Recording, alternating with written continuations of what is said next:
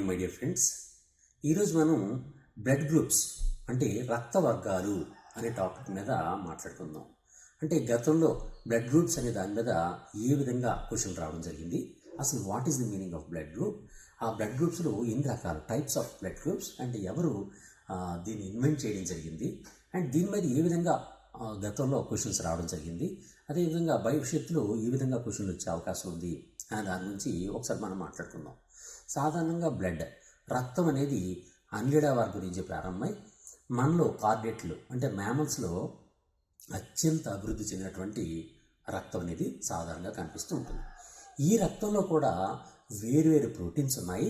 అందువలన అందరూ ఒకే విధమైనటువంటి అంటే మనుషులు ఉన్నారనుకోండి, మనుషుల యొక్క రక్తం అంతా ఒకే విధంగా ఉండదు, దీనిలో కూడా రక్తంలో తేడాలు ఉంటాయి అని ఒక కార్ల్ ల్యాండ్స్టైనర్ అనేటువంటి ఒక సైంటిస్ట్ మొట్టమొదట దాన్ని గుర్తించాడు.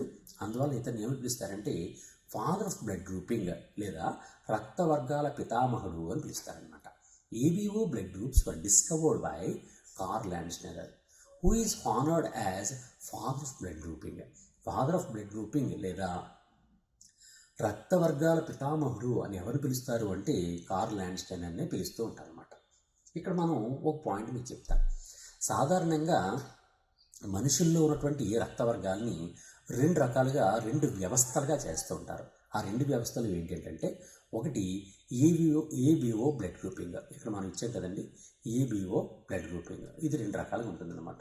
ఒకటి ఏబిఓ బ్లడ్ గ్రూపింగ్, రెండవది ఆర్హెచ్ ఫ్యాక్టర్ బ్లడ్ గ్రూపింగ్.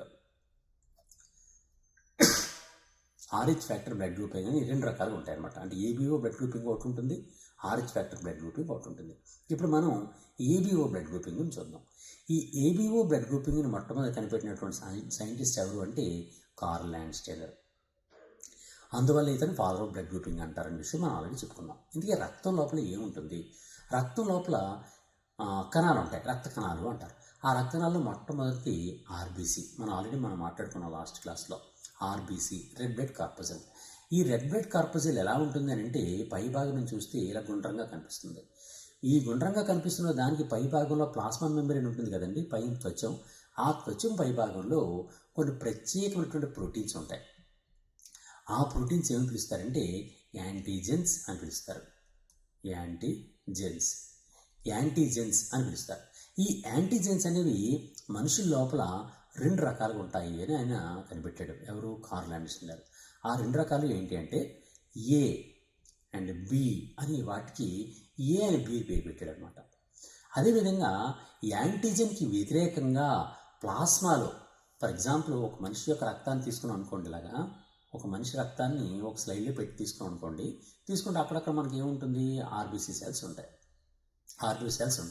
ఇది ఆర్బీసీ. అలాగే మధ్యలో ఉండే భాగం ఏంటి, రక్తంలో మధ్యలో ఉండే దాన్ని ప్లాస్మా అంటాం. ఈ ప్లాస్మా అంటే ఆర్బీసీలో ఒక రకమైన ప్రోటీన్స్ ఉంటాయి, ఆ ప్రోటీన్ యాంటీజెన్స్ అన్నాం అనుకున్నాం. అలాగే ప్లాస్మాలో కూడా కొన్ని ప్రోటీన్స్ ఉంటాయట, ప్రత్యేకమైన ప్రోటీన్స్. ఆ ప్రోటీన్స్ ఏమంటారంటే యాంటీబాడీ అంటారు. యాంటీబాడీ అంటే మనుషుల్లో ఉన్నటువంటి ఈ రక్త వర్గాలకు సంబంధించినటువంటి యాంటీబాడీస్ కూడా రెండు రకాలుగా ఉంటాయి. ఆ రెండు రకాలను ఏమని పిలుస్తారంటే ఒకదాన్ని యాంటీ-ఏ అండ్ యాంటీ-బి అని పిలుస్తారు. ఈ యాంటీ-ఏకి మరో పేరు ఏంటి అంటే సాధారణంగా ఏ అండ్ బి, ఇవి స్మాల్ ఏతో చూపిస్తారనమాట. స్మాల్ ఏ స్మాల్ బితో మనం చూపిస్తూ ఉంటాం. ఈ విధంగా A and B, small A small B అనేటువంటివి ఇక్కడ సాధారణంగా యాంటీబాడీస్గా ఉంటాయి. ఈ విధంగా రక్త వర్గానికి సంబంధించినటువంటి ప్రోటీన్లు అనేవి యాంటీజెన్స్ అని, యాంటీబాడీస్ అని రెండు రకాలుగా ఉంటాయి. ఈ ప్రోటీన్లో రక్తం యొక్క అంటే ఆర్బీసీ కణాల యొక్క పై భాగంలో అతుక్కుని ఉన్నటువంటి ప్రోటీన్ని యాంటీజెన్ అంటారు.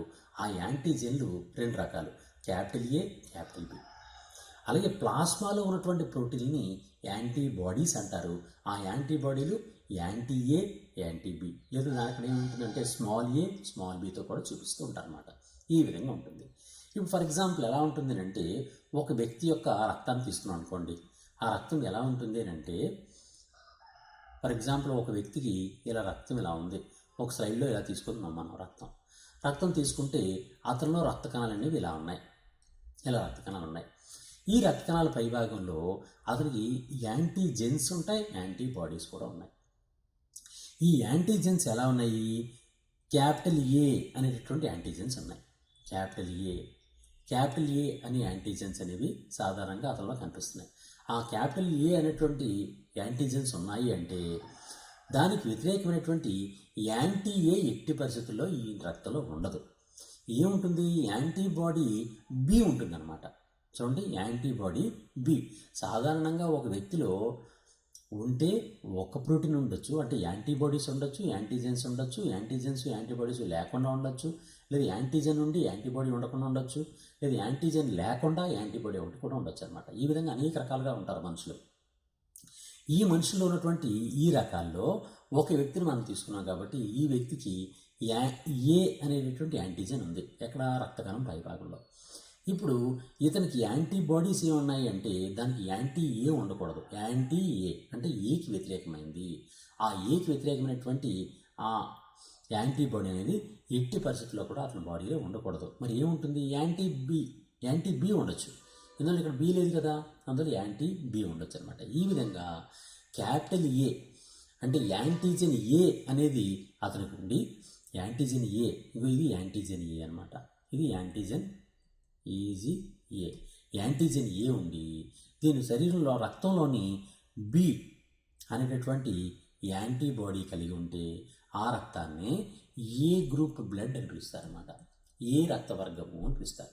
ఈ విధంగా ఏ రక్తవర్గము ఆ విధంగా కనిపిస్తుంటుంది. ఏ విధంగా కనిపిస్తుందండి? ఏ రక్తవర్గము లేదా ఏ బ్లడ్ గ్రూప్ అనే వాళ్ళకి క్యాపిటల్ ఏ అనేటటువంటి యాంటీజెన్ ఉంటుంది. దానికి వ్యతిరేకమైనటువంటి యాంటీ ఏ ఉండకుండా యాంటీ బి అనేటటువంటి యాంటీబాడీ లేదా ప్రతిరక్షకం అనేది ఉంటుంది. ఈ విధంగా యాంటీజెన్ ఏ, యాంటీబాడీ బి ఉంటే అటువంటి రక్తాన్ని ఏ గ్రూప్ బ్లడ్ అని పిలుస్తారు అనమాట. అలాగే నెక్స్ట్ది బి గ్రూప్ బ్లడ్ గురించి మనం మాట్లాడుకుందాం. ఈ బి గ్రూప్ బ్లడ్ మనం మాట్లాడుకుంటే బి గ్రూప్ బ్లడ్ గురించి మనం ఇప్పుడు మాట్లాడుకుందాం. ఫర్ ఎగ్జాంపుల్, ఒక మనిషిలో ఈ విధంగా రక్తం ఉండి ఇతనికి ఇలా రక్తకణాలు ఉన్నాయి, ఇలా గుండ్రంగా రక్తకణాలు ఉన్నాయనుకోండి. ఆ వ్యక్తిలో బి అనేటటువంటి యాంటీజెన్స్ అని ఉన్నాయి. ఈ విధంగా బీలు ఉన్నాయన్నమాట. బి అనేటటువంటి యాంటీజెన్స్ ఉన్నాయి. బి అనే యాంటీజెన్స్ ఉంది కాబట్టి రక్తం ప్లాస్మాలోని బి అనేటటువంటి యాంటీబాడీ ఉండకూడదు. అలా ఉంటే ప్రమాదం జరుగుతుంది, ఎగ్లూటినేషన్ జరుగుతుంది అనమాట. అందువలన దానికి వ్యతిరేకమైనటువంటి బి ఉండకుండా స్మాల్ ఏ అనేటటువంటి యాంటీబాడీస్ ఉన్నాయి. ఈ విధంగా ఎవరైనా మనిషి రక్తంలో యాంటీజెన్ బి అనేటటువంటిది ఉండి యాంటీబాడీ ఏ అనేది ఉంటే అటువంటి రక్తాన్ని బి గ్రూప్ బ్లడ్ అని పిలుస్తారు అనమాట. బి గ్రూప్ రక్తము అని పిలుస్తారు. అలాగే ఇంకొక రక్తం చూద్దాం. ఇంకో మనిషి రక్తం ఎలా ఉంటుందని అంటే ఇలా పెట్టుకొని చూస్తే రక్తం అనేది ఇలా ఉంటే అతని రక్త కణాల లోపల రక్తకణాలు ఇలా ఉన్నాయి. ఈ రక్త కణాల లోపల capital A and capital B రెండు ప్రోటీన్స్ కూడా ఉన్నాయి. ఇతనికి క్యాపిటల్ ఏ ఉంది, క్యాపిటల్ బి కూడా ఉందన్నమాట. అంటే ఏ అండ్ బి రెండు కూడా యాంటీజెన్స్ ఉన్నాయి. రెండు యాంటీబాడీస్ ఉన్నప్పుడు ప్లాస్మాలో ఏ యాంటీబాడీస్ ఉండొచ్చు? ఏ అనేది ఉండకూడదు, స్మాల్ ఏ అంటే యాంటీ ఏ ఉండకూడదు. ఎందుకంటే యాంటీ ఏ ఉందంటే దీన్ని ఎగ్లిమినేషన్ చేసేస్తుంది, నాశనం చేసేస్తుంది. ఎందుకంటే ఇక్కడ క్యాపిటల్ ఏ ఉంది కాబట్టి దానికి వ్యతిరేకమైనటువంటి యాంటీ ఏ ఉండకూడదు, అందులో యాంటీ ఏ ఉండదు. మరి యాంటీ బి ఉండొచ్చా? యాంటీ బి కూడా ఉండకూడదు. ఎందువల్లంటే ఈ బి అనేటటువంటి యాంటీజెన్ ఉంది కాబట్టి దాన్ని కూడా నాశనం చేసే అవకాశం ఉంది కాబట్టి యాంటీబాడీ బి కూడా ఉండదు. ఈ విధంగా ఎవరైనా వ్యక్తి రక్తంలో ఏ అండ్ బి రెండు యాంటీజెన్లు ఉండి యాంటీబాడీలు ఏమీ లేకుండా ఉంటే, మళ్ళీ వినండి, యాంటీబాడీస్ ఏమీ లేకుండా ఉంటే అటువంటి రక్తాన్ని ఏబి గ్రూప్ రక్తము అని పిలుస్తారు. ఏబి గ్రూప్ రక్తము, ఏబి బ్లడ్ గ్రూప్ అని పిలుస్తారు. మరో రక్తవర్గం ఉంటుంది. అదేంటి అని అంటే, ఫర్ ఎగ్జాంపుల్ ఆ మనిషి యొక్క రక్తాన్ని ఇలా స్లైడ్ మీద తీసుకున్నాం అనుకోండి. స్లైడ్ మీద తీసుకొని అతని బ్లడ్ అనేది దానిలో రక్త కణాలు ఇలా ఉన్నాయి. రక్త కణాలు అంటే ఆర్బీసీ సెల్స్ ఉన్నాయి. ఆర్బీసీ సెల్స్ ఉన్నాయి కాబట్టి, కానీ ఆ ఆర్బీసీ పై భాగంలో క్యాపిటల్ ఏ క్యాపిటల్ బి అనేటటువంటి యాంటీజెన్స్ రెండు కూడా లేవు, రెండు యాంటీజెన్లు కూడా లేవు. ఇప్పుడు యాంటీబాడీస్ ఏంటి ఉండొచ్చు? యాంటీ ఏ ఉండొచ్చా? ఉండొచ్చు, ఎందుకంటే దాన్ని వ్యతిరేకించేటటువంటి క్యాపిటల్ ఏ లేదు కాబట్టి ఏలు ఉండొచ్చు, అంటే స్మాల్ ఏ అనేటటువంటి యాంటీబాడీలు ఉండొచ్చు. మరి బీలు ఉండొచ్చా? బీలు కూడా ఉండొచ్చు, ఎందుకనంటే ఈ రక్తం పై భాగంలో క్యాపిటల్ బి అనేటటువంటి యాంటీజెన్ లేదు కాబట్టి బీలు కూడా ఉండొచ్చు. ఈ విధంగా ఎవరైనా రక్తంలో యాంటీజెన్స్ ఏవి లేకుండా యాంటీబాడీల్లో ఏ అండ్ బి రెండు ఉంటే అటువంటి రక్తాన్ని ఓ గ్రూప్ రక్తము అని పిలుస్తారనమాట. అర్థమైంది కదండి? సాధారణంగా ఈ యాంటీజెన్ అండ్ యాంటీబాడీస్ అనేవి ఉండడము మరియు లేకపోవడాన్ని బట్టి ఏబిఓ బ్లడ్ గ్రూపింగ్ అనేది డిటర్మినేషన్ జరుగుతూ ఉంటుందన్నమాట. The determination of ABO blood groups depends upon the immunological reactions between the antigen and antibody. ఈ యాంటీజెన్కి యాంటీబాడీకి మధ్య ఉన్నటువంటి ఇమ్యూనలాజికల్ రియాక్షన్స్ని బట్టి ఈ మనిషి లోపల రక్తవర్గం అనేది ఉంటుందన్నమాట. అంటే ఏ అనే యాంటీజెన్ ఉన్నప్పుడు స్మాల్ ఏ లేదా యాంటీ ఏ అనేటటువంటి యాంటీబాడీ ఉండకూడదు. బి అనేటటువంటి యాంటీజెన్ ఉన్నప్పుడు యాంటీ బి లేదా స్మాల్ బి అనేటటువంటి యాంటీబాడీ ఉండకూడదు. ఆ విధంగా ఎట్టి పరిస్థితుల్లో ఉండకుండా ఉంటే దానికి వ్యతిరేకమైన ఉండొచ్చు. ఆ విధంగా దాన్ని బట్టి మనం ఏబిఓ బ్లడ్ గ్రూపింగ్ని మనం డిసైడ్ చేస్తూ ఉంటాం. మళ్ళీ ఒకసారి చూడండి, యాంటీజెన్స్ యాంటీబాడీస్ రెండు ప్రోటీన్లు. యాంటీజెన్లు రెండు రకాలు, capital A capital B. Antibodies కూడా రెండు రకాలు, anti A anti B. Anti A అనే యాంటీబాడీ క్యాపిటల్ ఏ అనే యాంటీజెన్కి వ్యతిరేకమైంది, అందువల్ల అది ఎట్టి పరిస్థితుల్లో క్యాపిటల్ ఏ ఉంటే యాంటీ ఏ ఉండకూడదు. అలాగే యాంటీ బి అనే యాంటీబాడీ బి అనే యాంటీజెన్ దగ్గర ఉండకూడదు. ఉంటే ఆ బి అనే యాంటీజెన్ ఎగ్లూటినేషన్ అయిపోతుంది. ఎగ్లూటినేషన్ అంటే ఏంటి? ముద్దగా తయారైపోతుంది అనమాట, రక్తం ముద్దగా అయిపోతుంది అనమాట, అంటే ఒక గడ్డ కట్టేస్తూ ఉంటుంది అనమాట. అలాంటి ప్రమాదం ఉండకుండా ఉండాలి అంటే యాంటీజెన్ ఏ ఉంటే యాంటీబాడీ ఏ ఉండకూడదు, యాంటీబాడీ బి ఉండొచ్చు. అదే యాంటీజెన్ బి ఉంటే యాంటీ ఏ ఉండొచ్చు, కానీ యాంటీ బి అనేది యాంటీబాడీ ఉండకూడదు. ఓకే, ఇది క్లారిటీ వచ్చిందని మీకు అర్థం అవుతున్నాను. ఏమైనా డౌట్ ఉంటే నాకు మళ్ళీ చెప్పండి, నేను డెఫినెట్గా చెప్తాను. మన యాక్టివ్ యూట్యూబ్ ఛానల్ తప్పనిసరిగా సబ్స్క్రైబ్ చేసుకోండి, దీనికి సంబంధించిన వీడియోస్ ఇంకా అప్లోడ్ చేస్తాను. Antigens are also called as agglutinogens. మనం యాంటీజెన్స్ అని చెప్పాం కదండి, ఈ యాంటీజెన్స్ అనేవి వాటిని ఎగ్లూటినోజన్స్ అని కూడా పిలుస్తుంటారు, because of their capacity to cause agglutination of RBCs. RBCs యొక్క ఎగ్లూటినేషన్కి ఉపయోగపడతాయి కాబట్టి, అంటే ఎగ్లూటినేషన్ అంటే ముద్ద కట్టేయడం అన్నమాట, గడ్డ కట్టేయడం. ఈ విధంగా గడ్డ కట్టేయడానికి యాంటీజెన్సే కారణం కాబట్టి వాటిని ఎగ్లూటినోజన్స్ అని కూడా పిలుస్తుంటారు. ఈ విధంగా దీన్ని బట్టి antigen A and antigen B అనేవి ఉండడాన్ని లేదా లేకపోవడాన్ని బట్టి ఈ రక్త వర్గాలు అనేవి 4 రకాలుగా ఉంటాయి. A group, B group, AB group, O group అని ఈ విధంగా ఉంటాయి అన్నమాట. ఇప్పుడు మనం ఎక్స్ప్లెయిన్ చేసినట్టుగా 4 రకాలుగా ఉంటాయి. Blood having antigen A belongs to A group. This blood has anti-B antibody in the serum. Okay, అది ఏ గ్రూప్ గురించి మాట్లాడుకున్నాం. అలాగే blood with antigen B and anti A antibody belongs to the B group. If both the antigens are present, blood group is called as AB group and serum of this group does not contain any antibody. If both antigens are absent, the blood group is called as O group and both anti-A and anti-B antibodies are present in the serum. Antigen and antibody present in ABO blood group. ఇక్కడ మీకు ఒక విషయం మళ్ళీ already చెప్పాను కదండి, ఏ blood గ్రూప్లో antigen A ఉంటుంది, antibody B ఉంటుంది. బి బ్లడ్ గ్రూప్లో యాంటీజెన్ బి ఉంటుంది, యాంటీబాడీ ఏ ఉంటుంది. Antigen A and antigen B రెండు ఉంటే ఆ గ్రూప్ని ఏబి గ్రూప్ అంటారు. ఇటువంటి పరిస్థితుల్లో యాంటీబాడీస్ ఏవి ఉండవు. మీకు గుర్తుంచుకోవాల్సిన పాయింట్ ఇదే. ఇక్కడే క్వశ్చన్స్ వస్తాయి. ఏ విధంగా క్వశ్చన్ వస్తుంది? Antibody A and antibody B రెండు లోపించినటువంటి రక్తవర్గం ఏది అంటాడు, అది ఏబి గ్రూప్ అన్నమాట. అలాగే నెక్స్ట్ వచ్చేటప్పటికి యాంటీజెన్లు రెండు లోపించి ఉంటాయి. 2 యాంటీజెన్స్ లోపించినటువంటి రక్తవర్గాన్ని ఓ గ్రూప్ అంటారు. కానీ ఓ గ్రూప్లో యాంటీబాడీస్ మాత్రం 2 ఉంటాయి. యాంటీ ఏ యాంటీ బి రెండు కూడా యాంటీబాడీస్ ఉంటాయన్నమాట. ఈ విధంగా రెండు యాంటీబాడీస్ కలిగినటువంటి యాంటీబాడీ ఏది అంటే ఓ గ్రూప్. ఓకే, ఇది దీనికి సంబంధించినటువంటి విషయం అన్నమాట. The one who gives blood is called as donor and the one who receives blood is called as recipient. ఇప్పుడు మనం బ్లడ్ ట్రాన్స్ఫ్యూజన్ గురించి మాట్లాడుకుంటున్నాం. ట్రాన్స్ఫ్యూజన్, బ్లడ్ ట్రాన్స్ఫ్యూజన్ అంటే అర్థం ఏంటంటే రక్త మార్పిడి అని అర్థం అన్నమాట. ఈ రక్త మార్పిడిలో అవసరమైన వ్యక్తికి దాత ఎవరైతే ఇవ్వాలనుకుంటున్నాడో ఆయన రక్తాన్ని ఇస్తాడు, రక్తదాత అంటారు. ఆ విధంగా రక్తం ఇస్తున్న ఆయన్ని డోనార్ లేదా దాత అంటారు. ఎవరైతే రక్తాన్ని తీసుకుంటున్నారో ఆయన్ని రిసిపియంట్ అని పిలుస్తారు అనమాట. ఈ విధంగా దాత అండ్ రిసిపియంట్ ఇద్దరు కూడా దానిలో ప్రధానమైనటువంటి భాగాలు కలిగి ఉంటాయి. ఇప్పుడు మనకు సాధారణంగా ఏంటంటే ఏబి గ్రూప్ వాళ్ళు ఎట్టి పరిస్థితుల్లో కూడా వాళ్ళ గ్రూప్ రక్తాన్ని ఇంకొకరికి ఇవ్వడానికి అవకాశం ఉండదు. ఎందువల్లంటే వాళ్ళు యాంటీజెన్ ఏ ఉంటుంది, యాంటీజెన్ బి ఉంటుంది. ఎవరికి వీళ్ళు రక్తం ఇచ్చినా సరే వాళ్ళ రక్తం అనేది గడ్డకట్టేస్తూ ఉంటుంది. అందువలన వాళ్ళు కేవలం రక్తాన్ని మాత్రం ఎవరి నుంచైనా తీసేసుకోగలరు, రక్తాన్ని ఎవరి నుంచైనా తీసుకోగలరు, కానీ వారు మాత్రం ఎవరికి రక్తాన్ని ఇవ్వలేరు. ఎవరండి? ఏబి గ్రూప్ వాళ్ళు. అందువల్ల వాళ్ళు ఏమంటారంటే యూనివర్సల్ రిసిపియంట్ అని పిలుస్తారు.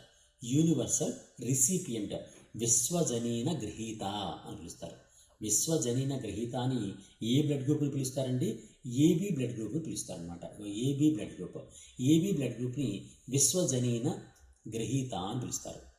విశ్వజనీన గ్రహీత, విశ్వజనీన గ్రహీత అని ఎవరిని పిలుస్తారంటే ఏబి బ్లడ్ గ్రూప్ని పిలుస్తారు. అలాగే విశ్వజనీన దాత ఒకరు ఉంటారు. వారు ఎవరికైనా రక్తాన్ని ఇవ్వగలరు, కానీ వారు మాత్రం ఎవరి రక్తాన్ని తీసుకోలేరు. వాళ్ళే ఓ గ్రూప్ రక్తం అన్నమాట.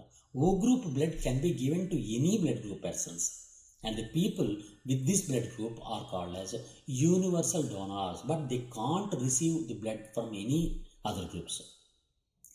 O group blood వాళ్ళ యొక్క స్పెషాలిటీ ఏంటంటే వారు ఎవరికైనా రక్తాన్ని ఇవ్వగలరు, కానీ వాళ్ళు మాత్రం ఇంకెవరి నుంచి రక్తాన్ని తీసుకోలేరు. అటువంటి వాళ్ళని విశ్వజనీన దాత లేదా యూనివర్సల్ డోనార్ అని పిలుస్తారు అనమాట. ఈ పాయింట్ చాలాసార్లు క్వశ్చన్ అడగడం జరిగింది. నెక్స్ట్ RH ఫ్యాక్టర్ గురించి ఒకసారి చూద్దాం. నెక్స్ట్ దాన్ని ఏమంటారంటే RH బ్లడ్ గ్రూప్ సిస్టమ్ అని పిలుస్తారు. దీన్ని కూడా నిజానికి కార్ల్ ల్యాండ్ స్టైనరే కనిపెట్టారు. కార్ల్ ల్యాండ్ స్టైనర్ గారి ఈ RH ఫ్యాక్టర్ గురించి కూడా మాట్లాడడం జరిగిందనమాట. ఈ RH ఫ్యాక్టర్ గురించి ఏ విధంగా మాట్లాడారు అన్నది ఒకసారి మీకు చెప్తాను. సాధారణంగా మన రక్తం కణాలు ఉన్నాయని చెప్పాను కదండి. ఈ రక్త కణాల పై భాగంలో AB అనే రక్త యాంటీజెన్స్ ఉంటాయి. ఆ యాంటీజెన్ ఉండడాన్ని లేదా లేకపోవడాన్ని బట్టి రక్తం వర్గీకరించారని ఆల్రెడీ మనం చెప్పుకున్నాం. ఈ ఏబీ ప్రోటీన్లే కాకుండా కార్ల్ ల్యాండ్ స్టైనర్ అనే ఆయన మరో ప్రోటీన్ కనిపెట్టాడు. ఆయన ఒక కొత్త రకమైన ప్రోటీన్ కనిపెట్టాడు. ఆ ప్రోటీన్కి ఏం పెట్టాడంటే పేరు RH అని పెట్టాడు. పేరు RH అని ఎందుకు పెట్టాడంటే పేరు ఈయన మొట్టమొదటి ఈ ప్రోటీన్ని కోతుల్లో కనిపెట్టాడు. కోతి మంకీస్లో కనిపెట్టాడు. ఆ మంకీస్లో కూడా ఒక రకమైన కోతి, ఆ కోతి పేరు ఏం పేరంటే రీసస్ మంకీ. రీసస్ మంకీలో మొట్టమొదటి కనిపెట్టి అదే రకమైన ప్రోటీన్ మనుషుల్లోని రక్త కణాల్లో కూడా ఉంది అని ఆయన కనిపెట్టాడు. అందుకని రీసస్ మంకీలో కనిపెట్టినటువంటి ప్రోటీన్ కాబట్టి దాని పేరు మీదుగానే దీనికి RH ఫ్యాక్టర్ అని పేరు పెట్టడం జరిగిందనమాట. RH ఫ్యాక్టర్ అని పెట్టాడు అన్నమాట. కొంతమందికి ఈ RH ఫ్యాక్టర్ అనేది అంటే RH ప్రోటీన్ అనేది ఉంటుంది, మరో కొంతమందికి ఆబ్సెంట్, అది ఉండదు. ఒకరు ఎవరిలో అయితే ఏ మనుషుల్లో అయితే వారి యొక్క రక్త కణాల పై భాగంలో RH ఫ్యాక్టర్ లేదా RH ప్రోటీన్ అది ఉంటుందో అటువంటి రక్తాన్ని RH పాజిటివ్ అని పిలుస్తారు. ఒకవేళ ఆ RH ప్రోటీన్ లేకపోతే అటువంటి వ్యక్తిని RH నెగిటివ్ అని పిలుస్తారు అనమాట. ఈ విధంగా RH పాజిటివ్ వ్యక్తులు, RH నెగిటివ్ వ్యక్తులుగా మనం వర్గీకరిస్తూ ఉంటాం. ఫర్ ఎగ్జాంపుల్, ఒక మనిషి ఏ గ్రూప్ రక్తాన్ని కలిగి ఉన్నాడు, ఏ అనే రక్త వర్గం కలిగి ఉన్నాడు. ఇతను RH పాజిటివ్. ఇప్పుడు ఇతని రక్తాన్ని ఏ విధంగా చూపిస్తారంటే ఏ RH పాజిటివ్ అని చెప్పరు, దీన్ని ఏ పాజిటివ్ అని పిలుస్తారు. ఏ పాజిటివ్ బ్లడ్ అంటే ఇది అనమాట. అంటే అతను ఏ గ్రూపు చెందుతాడు, RH పాజిటివ్ కూడా ఉంది అని అర్థం. అలాగే అతను ఏ రక్త వర్గానికి చెంది అతనిలో RH ఫ్యాక్టర్ లేదనుకోండి, లేదు అంటే RH నెగిటివ్. ఇలాంటి వ్యక్తి యొక్క రక్తాన్ని ఏమని పిలుస్తారంటే ఏ నెగిటివ్ అని పిలుస్తారు. ఏ నెగిటివ్. అలాగే బి రక్తం. బి అనేటటువంటి రక్తవర్గం కలిగిన వ్యక్తి RH పాజిటివ్ కలిగి ఉన్నాడు అనుకోండి, అతని బి పాజిటివ్ అంటారు. అలాగే బి రక్తం కలిగినటువంటి వ్యక్తి RH నెగిటివ్ కలిగి ఉన్నాడు అనుకోండి, అప్పుడు అతని రక్తాన్ని బి నెగిటివ్ అంటారు. అలాగే ఏబీ గ్రూప్ ఏబీ గ్రూప్ ఉంది. ఏబీ గ్రూప్ కలిగిన వాడు RH పాజిటివ్ కలిగి ఉంటే అతని రక్తాన్ని ఏబీ పాజిటివ్ అంటారు. అలాగే ఏబీ గ్రూప్ రక్తం కలిగినటువంటి వ్యక్తి RH నెగిటివ్ ఉంటే అతని యొక్క రక్తాన్ని ఏబీ నెగిటివ్ అంటారు. అలాగే ఓ గ్రూప్ రక్తం కలిగిన వ్యక్తి RH పాజిటివ్ కలిగి ఉంటే అతని రక్తాన్ని ఓ పాజిటివ్ బ్లడ్ అంటారు. అలాగే ఓ గ్రూప్ కలిగిన వ్యక్తి RH నెగిటివ్ని కలిగి ఉంటే ఆ రక్తాన్ని ఓ నెగిటివ్ అంటారు. ఈ విధంగా నిజానికి రక్త వర్గాలను ఇందాక 4 రకాలని చెప్పాను కదండి. కానీ RH ఫ్యాక్టర్ని బట్టి ఇది 8 రకాలుగా ఉంటుంది. 8 రకాలు. ఏంటో 8 రకాలు అని అంటే A positive, A negative, B positive, B negative, AB positive, AB negative, O positive, O negative అని మొత్తం 8 రకాలుగా ఉంటుందన్నమాట. 8 రకాలైనటువంటి రక్త వర్గాలనే మనుషుల్లో ఉంటాయి నిజానికి. అంటే పాజిటివ్ నెగిటివ్ని కూడా చూసుకుంటే 8 రకాలైనటువంటి రక్త వర్గాలు మనుషుల్లో ఉంటాయన్నమాట. ఇప్పుడు ఇక్కడ మనం ఈ RH పాజిటివ్కి ఒక ప్రధానమైనటువంటి లక్షణం ఒకటి ఉంది. అది ఏంటి అంటే RH పాజిటివ్ వ్యక్తి RH నెగిటివ్ నుంచి రక్తాన్ని తీసుకోవచ్చు. కానీ RH నెగిటివ్ వ్యక్తి RH పాజిటివ్ రక్తాన్ని మనం తీసుకోలేం. అదొక ప్రమాదం అనమాట. ఓకే, డోనర్ అయినప్పటికి కూడా వాడిని తీసుకోలేము అనమాట. RH నెగిటివ్ వ్యక్తి నుంచి RH పాజిటివ్ తీసుకోగలడు, కానీ RH పాజిటివ్ వ్యక్తి నుంచి RH నెగిటివ్ వ్యక్తి తీసుకోలేడు. ఇలాంటి సమయంలో ఒక చిన్న సమస్య ఉంటుంది. ఏంటి ఆ సమస్య అంటే ఒక వైఫ్ అండ్ హస్బెండ్ ఉన్నారు. వైఫ్ అనేది ఆవిడకి RH నెగిటివ్ రక్తం ఉంది. RH నెగిటివ్ రక్తం ఉంది. అదే సమయంలో హస్బెండ్కి RH పాజిటివ్ రక్తం ఉంది. ఓకే, RH పాజిటివ్ రక్తం ఉంది. ఈ RH పాజిటివ్ ఉన్నటువంటి వ్యక్తి RH నెగిటివ్ ఉన్నటువంటి అమ్మాయిని పెళ్లి చేసుకున్నాడు. పెళ్లి చేసుకుంటే వీళ్ళకి అండాలు అనేవి, ఈ అమ్మాయికి అండకణం అనేది RH నెగిటివ్ ఉత్పత్తి అవుతుంది, ఇతనికి RH పాజిటివ్ ఉత్పత్తి అవుతుంది. ఈ RH పాజిటివ్ అండకణంతో RH నెగిటివ్ అండకణంతో RH పాజిటివ్ శుక్రకణం కలిగి చెందడం వలన RH మైనస్ RH పాజిటివ్ ఉన్నటువంటి బేబీకి వస్తుంది. కానీ ఈ రెండింటిలో RH పాజిటివ్ డామినెంట్. అందువల్ల ఆ పుట్టుతున్నటువంటి వ్యక్తికి, అంటే ఎవరైతే బేబీ ఉంటారో ఆ బేబీకి తప్పనిసరిగా RH పాజిటివ్ రక్తం మాత్రమే ఉంటుంది అన్నమాట. RH పాజిటివ్ రక్తం ఉంటుంది. ఇక్కడ జాగ్రత్తగా గమనించండి, కొంచెం డిఫికల్ట్గా అనిపిస్తుంది. ఒక అమ్మాయి RH నెగిటివ్ రక్తాన్ని కలిగి ఉంది. ఆమె భర్త RH పాజిటివ్ రక్తాన్ని కలిగి ఉన్నాడు. అటువంటి సమయంలో ఈమె గర్భం తాలిస్తే గర్భంలోకి వచ్చినటువంటి బేబీకి RH పాజిటివ్ రక్తం కలిగి ఉంటుందన్నమాట. ఇప్పుడు ఇటువంటి అమ్మాయి ఈ విధంగా ఎలా ఉందనుకోండి, ఈ విధంగా ఆ అమ్మాయికి కడుపు లోపల RH పాజిటివ్ రక్తం ఉంది. అంటే ఇది బేబీ స్టమక్ అనుకోండి. బేబీ అనేది లోపల ఇలా ఉంది. ఈ లోపల RH పాజిటివ్ రక్తం కలిగినటువంటి బేబీ ఉంది. ఈవిడికి మాత్రం ఏముంది, RH నెగిటివ్ రక్తం ఉందన్నమాట.